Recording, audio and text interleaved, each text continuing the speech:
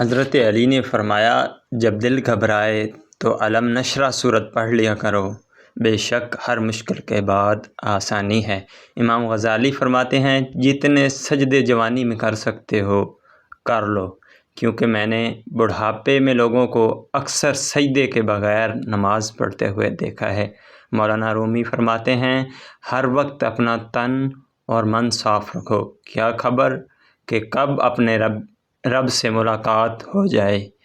اسی طرح ہم ایسے منافق لوگ ہیں کہ کسی کی تکلیف کو اس کے گناہوں کی سزا سمجھتے ہیں اور اپنی تکلیف کو اپنے رب کی آزمائش سمجھتے ہیں۔ اگر تمہیں زندگی کی حقیقت معلوم ہو جائے تو بے شک تم کوئی اور ساتھی نہ چنو سوائے اللہ کے اور اس کی محبت کے۔ ہمیں پتہ بھی نہیں ہوتا کہ ہمارا رب ہمیں کس کس مقام پر گرنے سے پہلے ہی تھام لیتا ہے، ابن العربی نے فرمایا۔ اسی طرح برداشت کے کانوں سے سنو، رحم کی آنکھوں سے دیکھو اور محبت کی زبان سے بات کرو۔ حضرت علی نے فرمایا، ہمیشہ ایسے شخص کو چنو جو آپ کو عزت دے، کیونکہ عزت محبت سے کہیں زیادہ خاص ہوتی ہے۔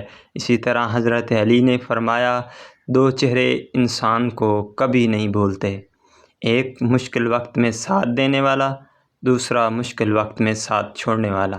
کپڑوں کی چمک اور زبان کی مٹھاس ہمیشہ سچ نہیں بولتی۔ انسان کا کردار وقت ہی ظاہر کرتا ہے کہ انسان کتنا اچھا تھا۔ آپ نے خود ہی اپنے آپ کو خوش رکھنا ہے، کسی اور سے یہ امید کبھی نہ رکھنا، سخت مایوسی ہوگی اور یہ حقیقی بات ہے۔ آئینہ جب اٹھایا کرو، پہلے دیکھا کرو، پھر دوسروں کو دکھایا کرو۔